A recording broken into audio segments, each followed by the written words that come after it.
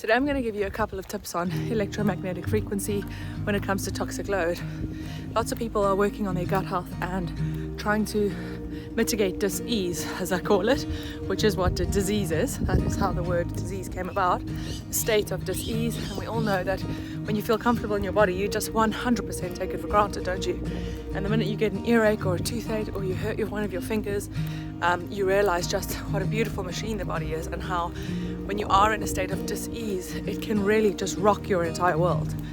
So when you are working on health and healing, people know about gut health now. When I started Us Organic in 2013, no one knew about the term, and I'm so happy that it's just come out in such a way where people are starting to understand what gut health is.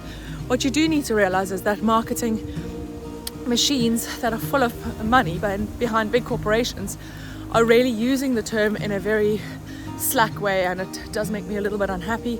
Like a sugary drinking yogurt made with pasteurized milk and all sorts of fruit flavors and is not going to support your gut health. So I would oddly say that if you do see something that is saying that it promotes gut health, to really look into it and really understand whether this is just a marketing team that's coining a phrase at the moment that's catching people's attention, or whether actually it is something that is going to promote health and healing. And in the mastermind I run, we learn how to do a full body scan, which means that you understand how things make you feel quite quickly after you consume them. But even better than that, you understand yes and no answers from your own body. It's a little bit of a form of kinesiology, which means that you can easily stand in front of something and be able to quickly tell by a simple practice that we get into a theta brainwave state. And the more you do it and the more we practice it over the mastermind, the more it becomes a very natural thing, and you will quickly be able to understand whether that is something that will serve you and whether you should even bother buying it in the first place. But let's chat a little bit about EMFs. What I wanted to get across today is how people their awareness rather of EMFs is at the very bare minimum, and that's the way it's been programmed in us, and that's the way that we've been taught, but we just don't understand enough about electromagnetic frequencies and different wavelengths that we are exposing ourselves to mostly in our homes, and how we can make small changes to really impact our health, because we don't yet know the big impacts of smartphones and smart TVs and Bluetooth accessories, etc. So these are my quick go-tos. Everyone has heard this, and I know it's a tricky one, because they do say like phone out the bedroom and on airplane mode overnight, or phone next to your side table, but please on airplane mode. I've had so many chats with friends where really tragic things have happened in the night, or I had a night with my middle son where he stopped breathing, and I'd done a video on that around Himalayan salt pumps and how we assessed all of that in the longer run. But sometimes when someone you love or needs phone is off at night, it can feel quite terrifying. So look, this is a personal choice. If you don't want to switch your phone on airplane mode, then just put it on a console outside of the bedroom. That is perfect. You can leave it on loud, and if it rings, you'll hear it. The other interesting thing, when I was working with a kind of master, she's amazing, Valentina, master EMF specialist, she came around my house with a really high profile meter, a reader, and we discovered so many fascinating things. Dirty electricity, i.e. badly wired side lamps or badly wired electrics, light and electricity in a home, can really kick off some very strong EMFs. So what you need to understand is that if you have two side lamps next to the bed, just unplug them out of the wall or turn them off at the wall, not at the base of the light. The two side lights in our new home in Dubai were kicking off something like 3 times the EMF that a phone next to your head was kicking off. And that is another thing we go into in the mastermind: dirty electricity, how to assess it, how to find it, how to know how to remove it from your sleeping space. You know, the days are different to the nights. What you need to understand is it's 8 solid hours of your body in a healing and restorative phase. And so when you are exposed to these frequencies, it's a wholly different thing than being exposed to frequencies during the day. The next thing to consider is the actual iPhone charger. I was absolutely shocked to understand that when the iPhone charger is plugged into the wall and the little nib, the end bit, just lies there next to your head, whether or not there is a phone plugged into it, it kicks off a massive amount of EMFs. The funny thing about electromagnetic frequency is that the body is full of water and frequency. That's what the body is. And that is why I speak so much in some of my downloadable mini minds on grounding. If you haven't yet heard about grounding, go to the kineticblueprint.com. I'll tag the grounding meditation below, and it's something you should listen to every single day, because the earth is the most powerful source of electromagnetic frequency. That means that the earth is kicking off her own EMF frequency, and it's bioavailable to the body. Bioavailability is a very, very fascinating term. It is what I talk about when I'm doing content and encouraging and educating people around Fierce Nature, my non-toxic skincare brand. If you are putting products on your skin that is not bioavailable, i.e. matched to the skin or seen by the skin as food, it will sit as a thick layer on the top of the skin and cause issues. And all the lotions and potions today that are manufactured in a lab and full of chemicals are 100% not bioavailable. So getting back to EMF, if you expose yourself to bioavailable electromagnetic frequency, it grounds the body to the core of the earth. It connects you to Mother Nature. It sends a bolt of electricity back up your body and out into the heavens and back down again into the core of the earth. And that is the practice of grounding. It has been scientifically reported. People sleep better, people feel better, people make clearer and more conscious decisions. People are able to literally feel at home in their own body. How many of you feel like you're living in your head? You have that mental chatter all day long and you just cannot come down into your heart space and ground more into the feeling than the thinking. Most likely you are 100% ungrounded. And if you do live in a place with colder climates, I really had to make a very big effort to ground while I was in my turnaround because it's so noisy here. I had to make a really big effort to ground when I lived in London. And hilariously, we had plastic grass. So I wasn't getting the electromagnetic frequency from the earth that I needed. So the first delineation to make is the difference between EMFs from unnatural sources like 5G towers, cell phones, dirty electricity, poor wiring, that kind of stuff, microwave frequencies from microwaves. Those things do not suit the body and can potentially be very, very harmful. That doesn't mean that you have to switch off your phone and never look at it again, but it does mean that you have to have a very clear understanding of your exposure to EMFs and how you might learn to work with them better. So once you've assessed your sleeping space, let's get back to the cell phone charger. I literally have stopped putting that charger on at the wall for the whole day, and then when my phone is plugged in, I move it away from my head. These are difficult changes to make and difficult habits to break. If you are someone who is waking up a number of times in the night to check your phone, then your circadian rhythms are completely out of whack, and you've really got to work on that as a first port of call before you start removing EMFs from your life. So my first port of call really is to switch off everything at the power socket that is in your room, to remove stuff like plugged in alarm clocks or anything that works on Bluetooth from your room at night. Bluetooth is a fascinating frequency. It's helped our lives so much, hasn't it? But at the same time, I switched my phone on airplane mode, and Valentina and I were working together on my bedroom on how we would understand where this reading, this high level of electromagnetic frequency was coming from. And she said to me, it's definitely your phone. But I said, my phone's in airplane mode. And then what we did was we turned my phone off airplane mode, and she went into a setting to understand what was still actively searching for its partner through my phone.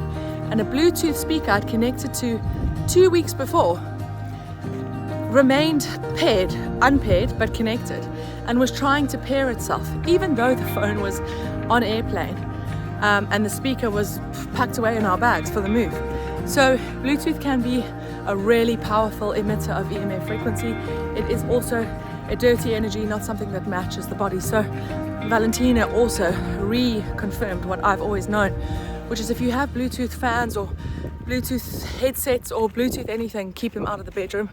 And if you can get into the habit to turn your phone off of Bluetooth mode, or just hardwire things, our little Bluetooth speaker now, I'm going to try and just get the cable that connects. So that's a big one. And my final tip for today, before I get into too much detail, but that does make a massive change, is for women in pregnancy and for men just all day long. And for women in pregnancy, laptops and phones near your belly is literally a no-go. Don't carry your phone near to your body. Don't put your phone in your bra. Don't put your phone in a pocket and leave it in there all day long.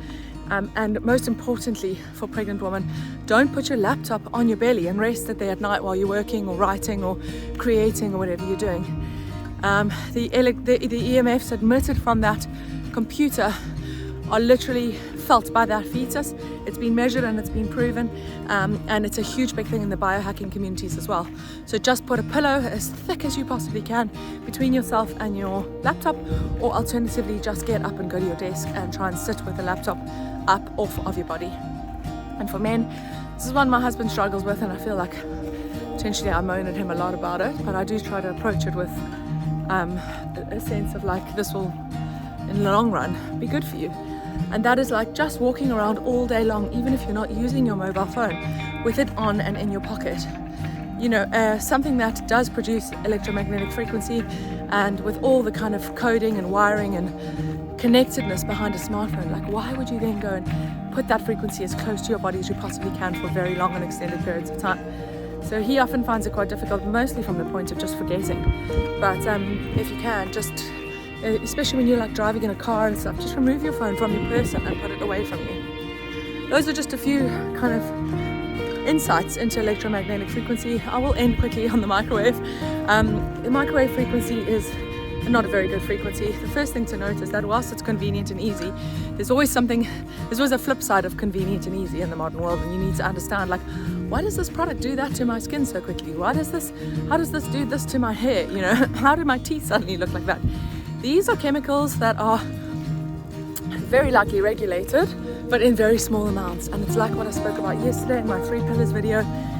It is not about one time bleaching your teeth, or one time standing in front of a microwave, or one time. It is the cumulative effect of 50, 40, 30, 60 years of these behaviors and the incremental exposure to these chemicals and frequencies, and it's the buildup that causes disease, which is why it's not difficult to see why many years ago, cancer was fairly rare, and today diseases like that are related to the immune system, tumorous diseases, and all sorts of other, rare diseases that we kind of never heard before.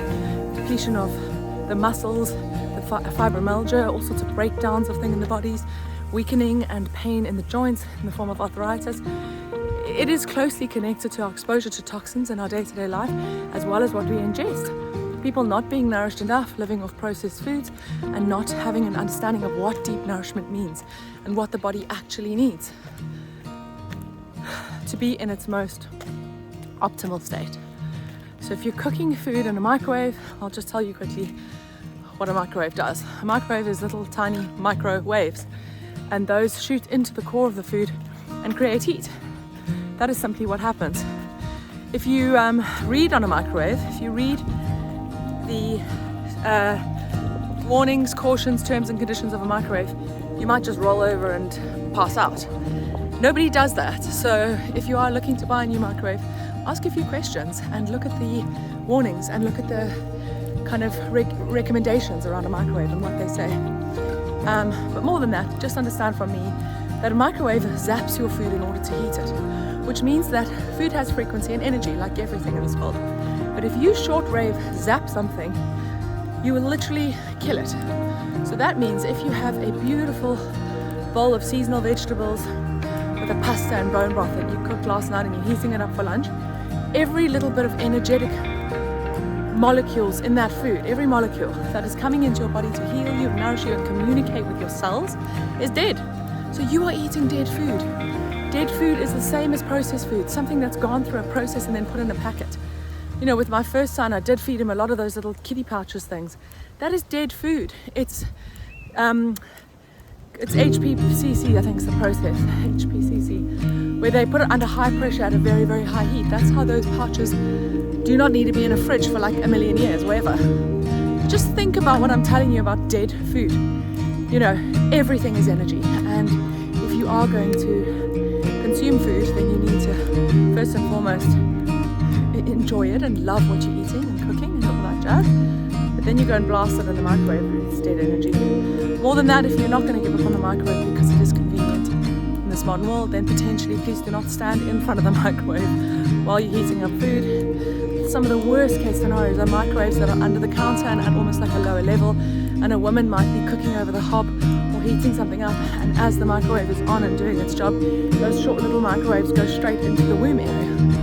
And again, like, if those microwaves are killing food, potentially they are pretty damaging. You don't have to do the maths in too much of a, genius way to see that those waves are damaging and can damage the cells of our body. So I'll leave it there. A few tips and tricks, nothing